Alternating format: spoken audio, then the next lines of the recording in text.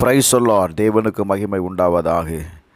ஆண்டவரும் இரட்சகருமாய் இருக்கிற இயேசு கிறிஸ்துவின் இணையற்ற நாமத்தினாலே உங்கள் யாவரையும் இந்த காலை வேளையில் நான் வாழ்த்துகிறேன்.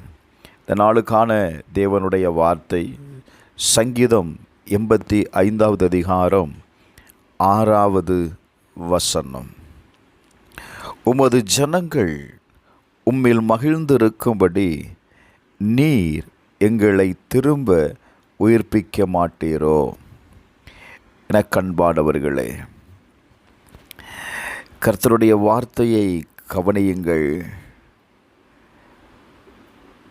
சங்கீதக்காரன் சொல்லுகிறான், ஆண்டவரே, நான் மகிழ்ந்து இருக்கும்படி நீ திரும்பவும் எங்களை மகிழ்ந்திருக்க பண்ண மாட்டீங்களா? எங்க மேல மீண்டும் நீர் தயவு கூற மாட்டீரா? Praise the Lord. மீண்டும் நீர் எங்களை வாழ செய்ய மாட்டீரா? உமது ஜனத்தை சந்தோஷப்படுத்தும் ஆண்டவரே. Glory to God. இந்த கால வேளையில் எத்தனை பேர் தேவனிடத்தில் கேட்கிறீர்கள், என்னை உயிர்ப்பிக்க மாட்டீங்களா ஆண்டவரே? என் நிலைமை மாறாதா ஆண்டவரே? இந்த கஷ்டம் என்னை விட்டு நீங்கும்படி நீங்கள் செய்ய மாட்டீரா? எங்க ஆவியானவர் சொல்கிற வார்த்தையை கவனிங்க. ஆபகுக் 3வது அதிகாரம் 2வது வசனத்தை வாசிக்கும்போது, ஆபகுக் தீர்க்கனுக்கு ஆண்டவர் வெளிப்படுத்தி கொடுத்த காரியம் என்ன தெரியுமா? வருஷங்களின் நடுவே உம்முடைய கிரியையை உயிர்ப்பியும், வருஷங்களின் நடுவே அதை விளங்க பண்ணும். Glory to God. நீ கோபித்தாலும் உங்கள் இரக்கத்தை நினைத்தருளுங்கப்பா. இந்த வருடத்தின் நடுவில் கடந்து வந்திருக்கிற நம்முடைய வாழ்க்கையில் ஆவியானவர் உங்கள் வாழ்க்கையை உயிர்ப்பிக்க போகிறார். உங்களுடைய வாழ்க்கையை மறுபடியும் உயிர்ப்பிக்கும் பொழுது தேவன் உங்களுக்கு ஒரு மகிழ்ச்சியை கொடுக்க போகிறார். ஹல்லேலூயா. சங்கீதம் 138வது அதிகாரம் 7வது வசனத்தில் தாவீது சொல்லும்போது, நான் துன்பத்தின் நடுவில் நடந்தாலும் நீர் என்னை உயிர்ப்பிப்பீர். நீங்கள் எப்படிப்பட்ட சூழ்நிலையில் இருந்தாலும் சரி, அவர் உங்களை உயிர்ப்பிப்பார். Praise the Lord. பரிசுத்த ஆவியானவர் உங்களை உயிர்ப்பிப்பதற்கு நீங்கள் என்ன செய்யணும் அப்படின்னா, முதல்ல அவர் உங்களை ஆளுகை செய்வதற்கு உங்களுடைய சரீரத்தை அவரிடத்தில் ஒப்பு கொடுத்துடணும்.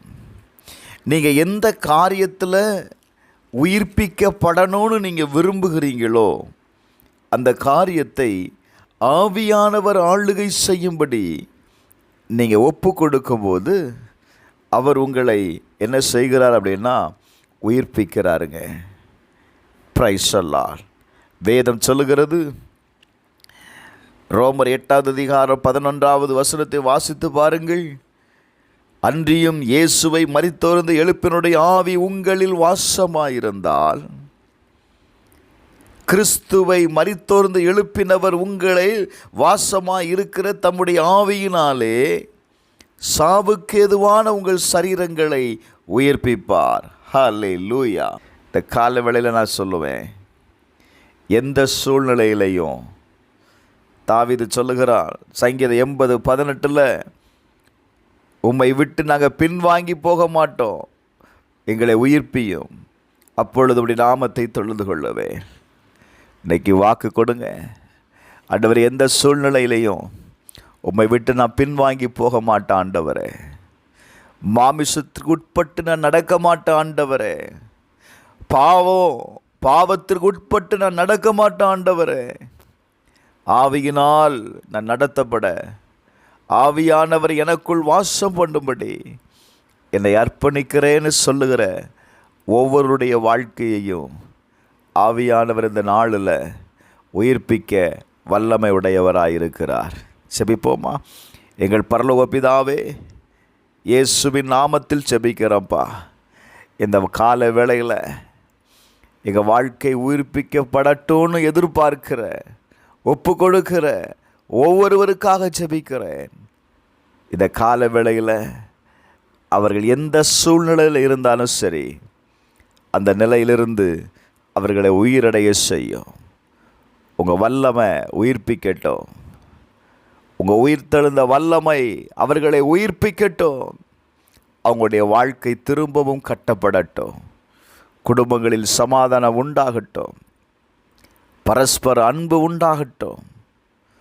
இயேசுவின் நாமத்தில் செபிக்கிறேன் பிதாவே, ஆமென்.